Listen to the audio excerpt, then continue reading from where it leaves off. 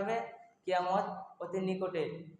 তো আল্লাহ রাসূল সাল্লাল্লাহু আলাইহি ওয়াসাল্লাম যে যে ঘটনা বলেছে এগুলো আমরা একটু জানবো। আল্লাহ রাসূল সাল্লাল্লাহু আলাইহি ওয়াসাল্লাম সর্বপ্রথম বলেছেন, আমি নবী, এই দুনিয়ায় জন্মগ্রহণ করেছি, দুনিয়ায় এসেছি, এটাই হচ্ছে কি আমাদের একটি আলামত। আল্লাহ রাসূল সাল্লাল্লাহু আলাইহি ওয়াসাল্লাম এখন থেকে ১৫০০ বছর আগে মক্কায় জন্মগ্রহণ করেছিলেন।